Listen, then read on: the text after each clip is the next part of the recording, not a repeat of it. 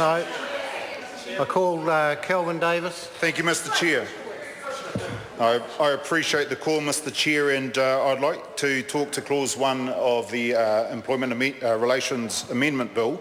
And I'd just like to say that I agree with a number of the names that have been raised by both New Zealand First and the Greens, and in particular the undermining the rights of Kiwi workers bill. In fact, there's an area that I have a bit of passing interest, and that is in education. And I believe this bill may have the potential to undermine the rights of Kiwi teachers.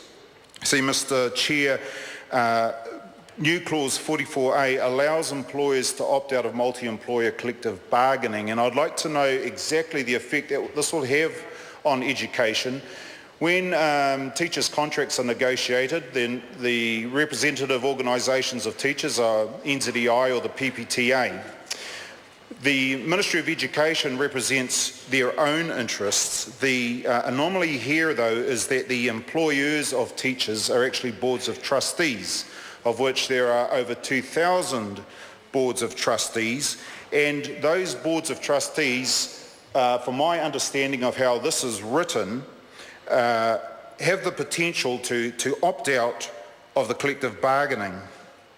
And I ask, does this mean a board of trustees, if they want to, could refuse to offer a union negotiated contract and offer instead only the individual contracts that they may wish to offer?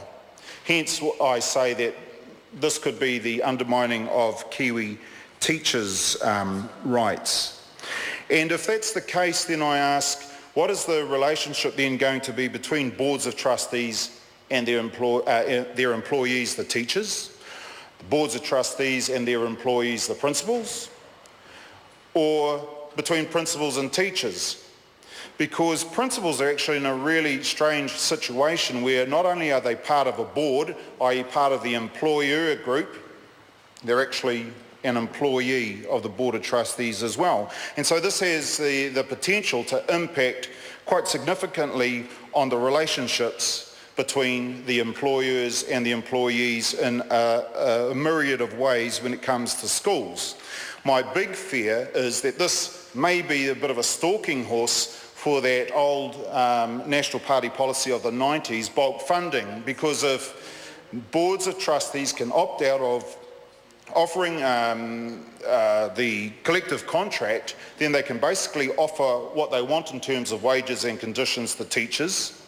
And of course we know that education is woefully inadequately underfunded, and does this mean, Mr. Chair, that when the first thing that goes when schools or when organisations or businesses are running low on funds, the first thing that goes are workers and their salaries, which in the case of education, if salaries were to go or wages were to go, then teachers would leave.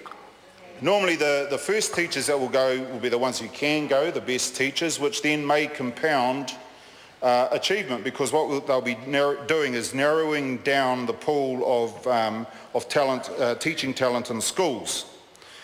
So, Mr. Speaker, as I say, not only is this undermining the rights of Kiwi workers, it could potentially undermine the rights of Kiwi teachers, which in the end will undermine achievement.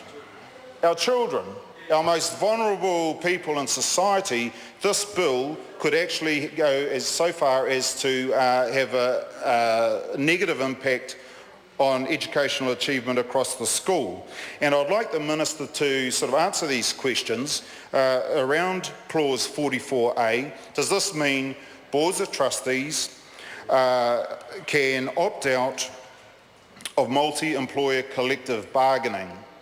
Boards of trustees who are the employers of teachers, the NZEI, the PPTA, they're the groups that actually do the negotiating on behalf of teachers, but the Ministry of Education is the government's representatives, which of course, as I've said, is strange because boards of trustees are actually the employers of teachers. So it is a very strange situation that does need to be sort of, at least answered on behalf of all the teachers out there who are listening and all the principals, all the boards of trustees members We certainly don't want the spectre of bulk funding to arise again in education in New Zealand, Mr Chair. So